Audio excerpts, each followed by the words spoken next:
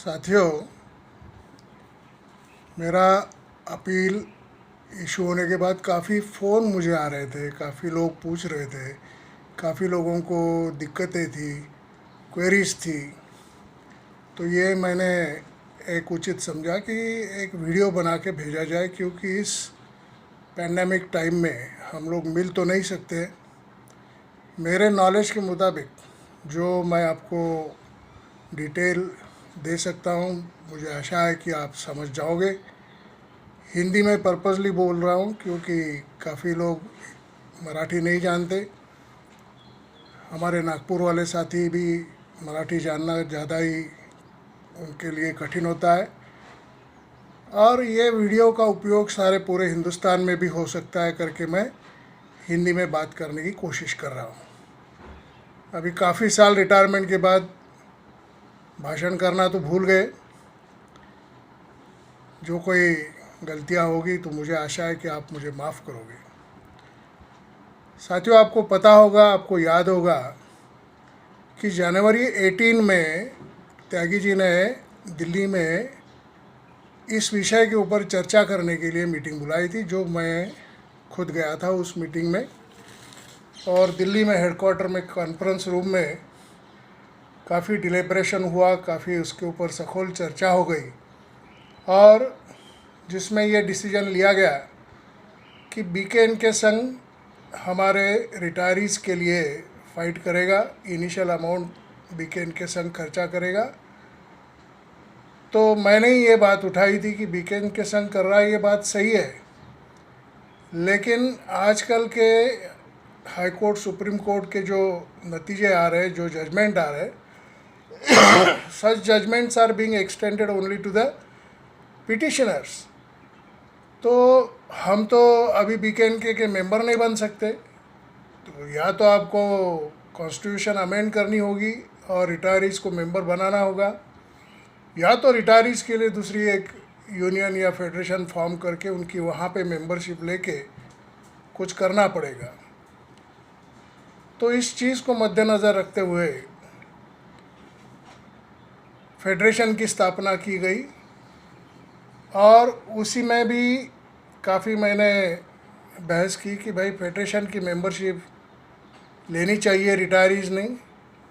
तो ओमपाल सिंह ने बताया कि भाई देखो, इसमें मेंबरशिप का सवाल ही नहीं उठता कि जब हम 31/5 वाली एडवाइजरी स्क्रैप करने की, स्क्वैश करने की प्रेयर कर रहे, गैजेट नोटिफिकेशन स्क्वैश करने की प्रेयर कर रहे, तो once it is squash then where the question of being extended only to the petitioners.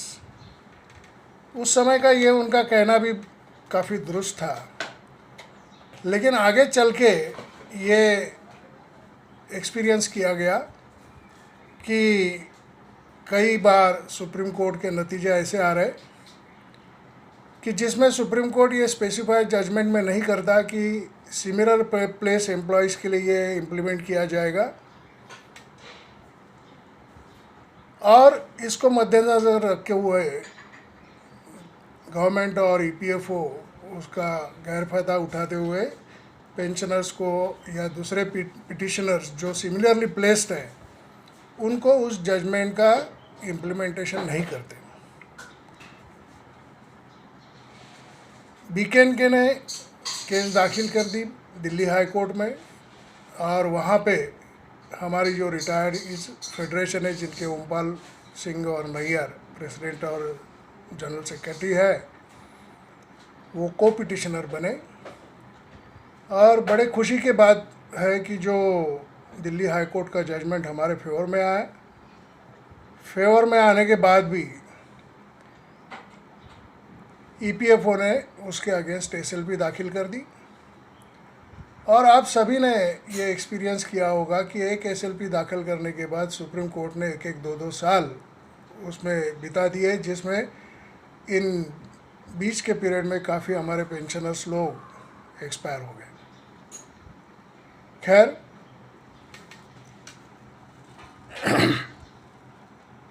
इस बीच में ये भी एक हमारे सामने आया कि हम क्यों ना पिटिशनर बने। और आपको पता होगा कि छत्तीसगढ़ के वरदराजन जी है, उन्होंने मुझे कांटेक्ट किया था। उन्होंने कहा था कि आप मेंबर बनिए और पिटिशनर बनिए।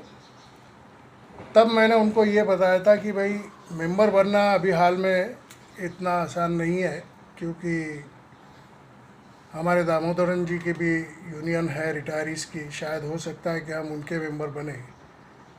लेकिन आप यदि विदाउट बिकमिंग मेंबर हमें पिटिशनर बनाना चाहते हो थ्रू एनसीआर, तो हम हमारे डिटेल्स और जो कंट्रीब्यूशन है वो भेजने के लिए तैयार हैं। उन्होंने हाँ कहा, और आप सभी को पता है कि हम लोगों ने 100 रुपया भेज के हमारे डिटेल्स एक्सेल शीट में भेजे थे, जिसमें हमारे लोगों ने काफ़ी मेहनत उठाई और हम लोग थ्रू एनसीआर WP नंबर 1134 में को पिटिशनर्स बन गए।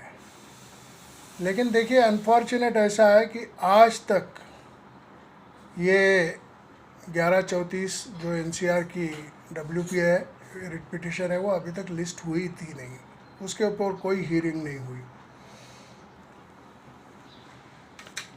फिर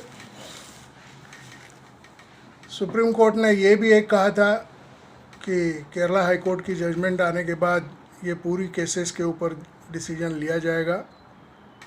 आपको पता है कि केरला हाई कोर्ट की पूरी आर्गुमेंट क्लोज होने के बाद कम से कम 2 साल के बाद केरला हाई कोर्ट ने जजमेंट दे दिया। लेकिन जजमेंट काफ़ी लैंडमार्क जजमेंट दे दिया, जिसमें गैजेट नोटिफिकेशन 609E भी स्क्वैश किया गया। लेकिन 2 साल के बाद जो गैजेट केरला हाई कोर्ट की जजमेंट आई, उसके ऊपर EPFO ने SLP लगा दी सुप्रीम कोर्ट में। सेम SLP मॉल ने भी लगा दी।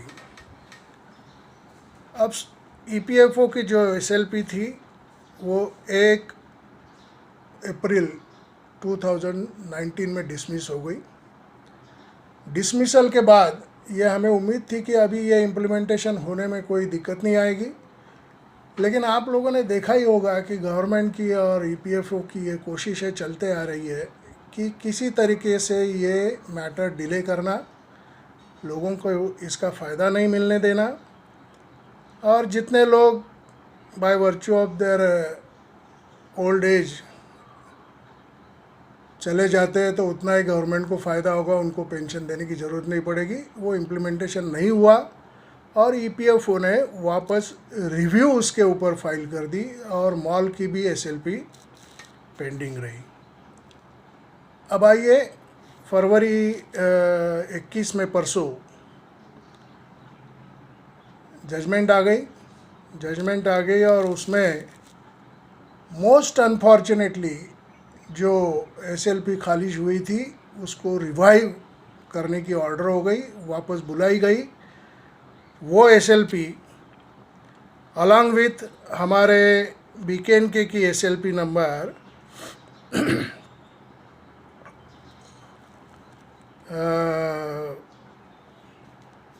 ये देखिए, इतनी सारी SLPs अभी 23 तारीख को लिस्ट होने जा रही है, लिस्ट हो गई है।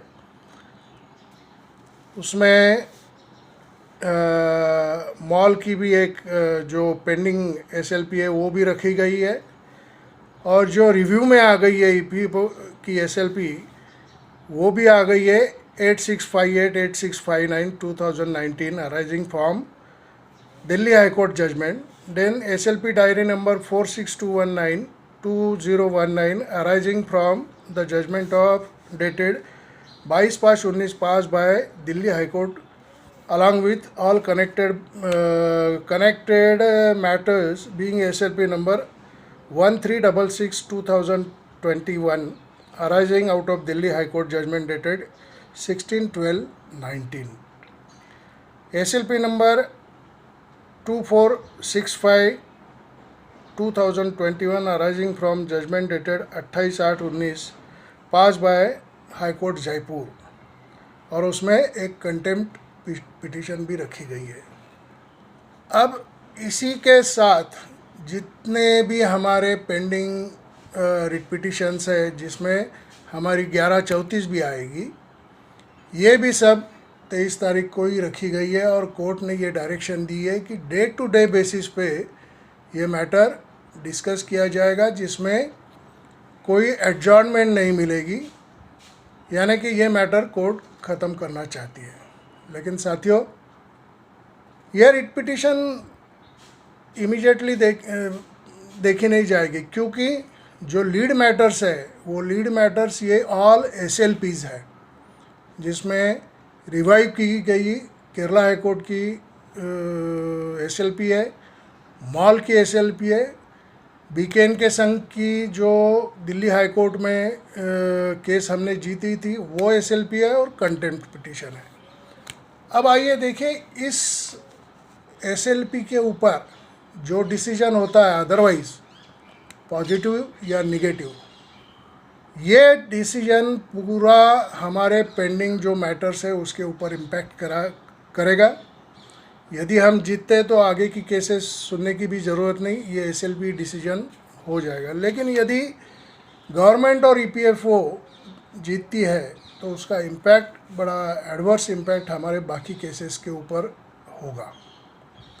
और इसीलिए ओमपाल जी ने और नैयर जी ने ये उचित समझा कि भाई this is the high time कि एटलीस्ट हम यूनाइट हो जाए, जितने भी हमारे FCI के रिटायर्ड यूनियन है वो सब यूनाइट हो जाए और कोई एक अच्छा एडवोकेट एंगेज किया जाए जो अटॉर्नी जनरल के सामने खड़ा हो सके, उसकी इमेज उसकी वैसी हो। और ओमपाल जी ने ये कोशिश करना चालू कर दिया, मुझे भी बताया, मैंने भी काफ़ी लोगों से बात की, वरदराजन को भी मैंने बताया कि भाई this is high time, at least we FCI people should become a united, make a united front. Damodaran ji से भी मैंने बात की कि देखिए ये फेडरेशन है, फेडरेशन को आपको एफिलिएट होना ही चाहिए, ताकि जो आपके मेंबर बने, जैसे कि हम लोग बने थे, आपको याद होगा हमने बीच में आपसे फॉर्म भरा लिए दामोदरन जी के यूनियन के, और वो पूरी लिस्ट हमने ऑफिस में भी सबमिट कर दी है। अब जो मेंबर दामोदरन जी के मेंबर बने हैं वो मेंबर फेडरेशन के भी मेंबर बन सकते हैं, एज ए फेडरल मेंबर करके बन सकते हैं। और हो सकता है कि शायद दामोदरन जी एफिलेशन दे दे। यदि दामोदरन जी एफिलेशन देते तो ऑटोमेटिक हम लोग फेडरल मेंबर हो ही जाते हैं। लेकिन ये सब कोर्ट का एटीट्यूड मद्देनज़र रखते हुए जो ओमपाल जी ने और नैयर जी ने ये जो डिसीजन लिया हुआ है कि भाई हमारी मेंबरशिप हमारे हाथ में चाहिए। कल कोई हमारी केस यदि हमारे फेवर में आती है और EPFO यदि मांगती है कि भाई चलो हम इम्प्लीमेंट कराना चाहते हैं लेकिन आपकी मेंबरशिप दो, उस स्टेज में इन हमारे लीडरों के हाथ में मेंबरशिप होनी चाहिए करके इन्होंने ये अपील की है कि आप ये मेंबरशिप के फॉर्म भरा के दीजिए। अब मैं आप लोगों से ये सजेशन करना चाहता हूँ, जो मेरा एक्सपीरियंस और नॉलेज थोड़ा बहुत है उस मुताबिक जो लोग दामोदरन जी के मेंबर बने हैं या वरदराजन जी के मेंबर बने हैं वो लोग भी BKN के फेडरेशन के मेंबर बन सकते हैं। उन्होंने भी मेंबरशिप फॉर्म भरने चाहिए, लेकिन ऐसे लोगों ने सिर्फ नीचे लिखना चाहिए फेडरल मेंबर करके। आप जहां सिग्नेचर करोगे उसके नीचे आपको लिखना होगा फेडरल मेंबर, ताकि आप BKN के फेडरेशन के फेडरल मेंबर ऑटोमेटिक बन जाएंगे। अब आइए, कोर्ट ने, सुप्रीम कोर्ट ने बड़ा स्पेसिफिक टाइम शेड्यूल दिया हुआ है, जिसमें इन्होंने कहा है कि भाई आपको जो एफिडेविट वगैरह जो दाखिल करने हैं रजिस्ट्री में वो 15/3 के पहले रजिस्टर करने होंगे। बाद में रेस्पोंडेंट को जो भी कोई सबमिशन करना है वो सबमिशन आपको सिनॉप्सिस वगैरह 17/3 के पहले सबमिट करना होगा। इसका मतलब ये है कि आज हम यदि सीनियर एडवोकेट के साथ बैठे, सीनियर एडवोकेट को पूरा ये मटेरियल दे, सीनियर एडवोकेट को टाइम ये मिलना चाहिए कि सिनॉप्सिस बनाए, उसने बनाया हुआ सिनॉप्सिस ओमपाल जी और नैयर जी इन लोग वेट करेंगे, त्यागी जी भी देखेंगे इसमें, और हमारे वेटिंग के बाद ये सिनॉप्सिस सुप्रीम कोर्ट के रजिस्ट्री में दाखिल होगा। ये सब कब करना है? 17/3 के पहले। और जब आपके जेब में यदि पैसा नहीं है तो आप कौन सा एडवोकेट करोगे? आपको तो पता है कि एडवोकेट के सामने जाके बैठो तो वो पहले पूछता है कि भाई मेंबर कितने हैं, पहले ये मेरी फ़ीस इतनी इतनी होगी। और आपको पता होना चाहिए कि सुप्रीम कोर्ट में पर हियरिंग के पैसे होते हैं। अभी हमारे रिटायरी लोग कहाँ से लाएंगे पैसा? ठीक है, बीकेएन के संघ ने इनिशियली काफ़ी कुछ पैसा खर्चा किया, लेकिन ये उचित नहीं कि हम बीकेएन के संघ के पास एक्सपेक्ट करें। ऐसा नहीं कि बीकेएन के संघ करेगा, नहीं करेगा, वो हमारी संगठन है। त्यागी जी बैठे हुए हैं, दुगल जी बैठे हुए हैं, वो देखेंगे। और इसमें देखिए, इसमें वापस ये आपका गैजेट 609E का इशू जो सेटल हो चुका था थ्रू केरला हाई कोर्ट, वापस रीओपन हो गया है। ईपीएफओ ने ये भी एक खेल खेला है कि उसमें इन्होंने रेस्पोंडेंट बनाया है सिर्फ वो सुनील कुमार एंड अदर्स, 6 लोग हैं सिर्फ। उसमें उनका सिर्फ 609 का ही प्रेयर था। केरला हाई कोर्ट की जजमेंट में कम से कम 500 के ऊपर पिटिशनर्स हैं, और इसलिए दामोदरन जी ने भी ये डिसाइड किया है कि हम इंटरवेनर बनेंगे। वहाँ उन्होंने दिल्ली में वकील किया हुआ है, and he is going to become a intervener respondent, क्योंकि ये संभावना नाकारी नहीं जा सकती कि यदि ये अदरवाइज़ एसएलपी के ऊपर डिसीजन हो जाता है तो केरला हाई कोर्ट की जजमेंट में बाकी भी इशू लिस्टेड थे ना, वो तो डिस्कस नहीं होंगे। और इसलिए इन लोगों को इंटरवेनर होना बहुत ही ज़रूरी है, इसलिए वो इंटरवेनर हो रहे हैं। आज ये मैं अपील करना चाहता हूँ आपको कि इस कोर्ट के डिसीजन का मुनाफा जो आज हमें रिटायरीज़ को होने जा रहा है, उससे ज़्यादा मुनाफा वर्किंग क्लास को होने जा रहा है, जो 2014 के बाद रिटायर हुए और आज भी सर्विस में है। इसलिए मैं वर्किंग क्लास को भी अपील करना चाहता हूँ कि 500 रुपये कोई बड़ी अमाउंट नहीं है, आप भिजवा दीजिए। और आप सभी को पता है कि ये हमारे बीकेएन के जो लीडर है ना, इनके पास कोई उल्टा पुल्टा काम कभी होता नहीं। ज़िंदगी में इन लोगों ने कभी उल्टा पुल्टा काम किया नहीं है। मैंने त्यागी जी से भी रिक्वेस्ट की थी कि आप अपील कीजिए, तो उन्होंने कहा अपील तो अप्रोप्रिएट लेवल पे आ जाएगी, आप फिक्र ना करो। और हमारे जैसे लोग तो ऐसे बैठे हैं साथियों कि मैं बता रहा हूँ कि ये ओमपाल जी, नैयर, त्यागी साहब, इनसे जो भी कुछ अपील और जो भी कुछ ये आता है, हम तो आँख बंद करके उसको इम्प्लीमेंट कराते हैं। पहला इम्प्लीमेंटेशन कराते हैं, उसके बाद में हम यदि हमारे दिल में कुछ क्वेरी है तो उनसे बात करते हैं। तो मैं ये आशा करता हूँ कि इस चीज़ को सीरियसली मद्देनज़र रखते हुए आप इमीडिएट जो अकाउंट नंबर दिया गया है उसमें तुरंत 500 रुपया भरिए। अब ये भी कई क्वेरीज मेरे साथियों ने मुझे पूछी कि भाई ये तो फेडरेशन का अकाउंट नहीं है, ये कोई जयपुर के यूनियन का अकाउंट है। अब ऐसा हुआ ना, देखिए ये बीकेएन के was the first petitioner and federation बना था को पिटिशनर। अब इन्होंने इतना इम्पोर्टेंट नहीं समझा कि भाई जाके आगे चल के ये सुप्रीम कोर्ट तक जाएगा करके ये फेडरेशन ना इन्होंने रजिस्टर की ना इसका अकाउंट खोला, क्योंकि ये लोग चाहते ही नहीं थे कि हम लोगों से पैसा मांगे। इनको अपेक्षा ये थी कि जो हमने दिल्ली हाई कोर्ट में केस दाखिल की उसमें हम जीतने के बाद ये इम्प्लीमेंट हो जाएगा। लेकिन ईपीएफओ ने इम्प्लीमेंट नहीं कराया। और आज ये दिक्कत हमारे सामने आ गई, तो ये फेडरेशन का रजिस्ट्रेशन का काम चालू हो गया है। वो जैसे ही रजिस्टर हो जाएगा उसको उसका अकाउंट खोला जाएगा, लेकिन अभी टाइम नहीं है इनके पास। इनको तो सीनियर एडवोकेट एंगेज करना है, किसी के इंडिविजुअल अकाउंट के ऊपर पैसा तो मंगा नहीं सकते। इसलिए उनकी एक रिटायर्ड एसोसिएशन जो चलती है जयपुर में, उनके साथ ये इन्होंने कुछ टाइप करके वो पूरी फाइनेंशियल रिक्वायरमेंट जो है वो हमारा पैसा उस अकाउंट में जाएगा और वो यूनियन फुलफ़िल करेगी, ऐसा डिसीजन हुआ है। तो साथियों, मैं चाहता हूँ कि आप ये तुरंत आज के आज पैसा भेज दें।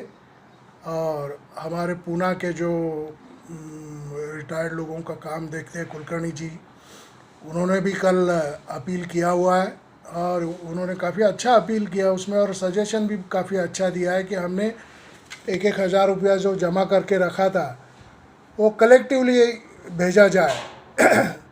तो आप सब लोग व्हाट्सएप के ऊपर उसको कंसेंट दें। यदि आपका कंसेंट जैसे ही मिल जाता है तो मैं उम्मीद रखता हूँ कि आज के आज 100-150 लोग जो हमारे मेंबर हैं उनका पैसा कुलकर्णी जी भेज देंगे।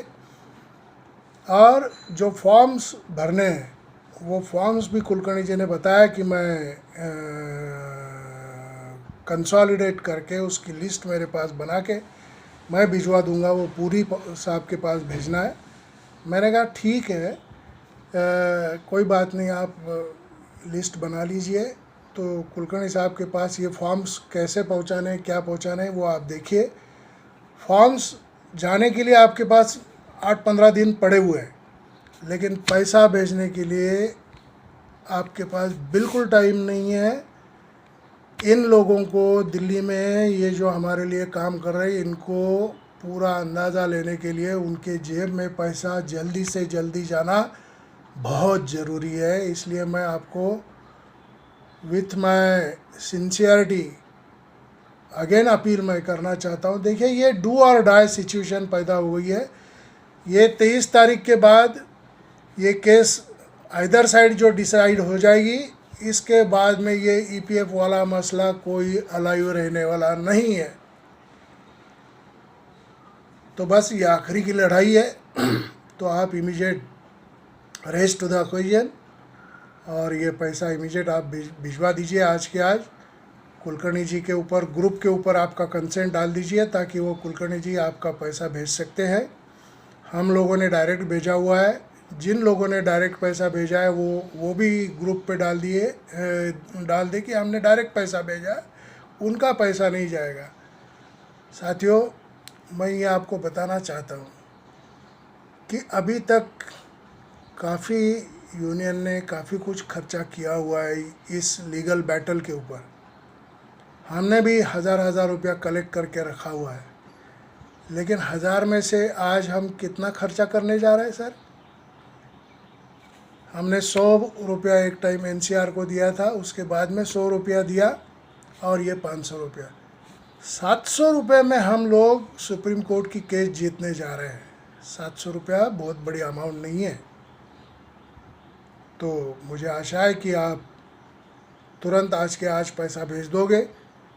जिन लोगों का 1000 रुपया कंट्रीब्यूशन कुलकर्णी साहब के पास नहीं है, उन लोगों ने डायरेक्टली पैसा भेजना चाहिए। जो लोग 2014 के बाद रिटायर हुए, उनका भी इशू इसमें डिस्कस किया जाने वाला है, क्योंकि 609E is for them those who have retired after 2014। तो ऐसे लोग भी पैसा भेजें। और जो वर्किंग क्लास है उनके पास भी ये मैं वीडियो भेजूँगा, वो भी तुरंत फाइनेंशियल हेल्प एक्सटेंड करें। इसी आशा के साथ, कुछ मेरी गलतियाँ यदि हो गई होगी तो आप मुझे माफ़ करोगे, आप तुरंत इसके ऊपर एक्ट करोगे, ऐसी आशा रख के मैं मेरा ख़त्म करता हूँ।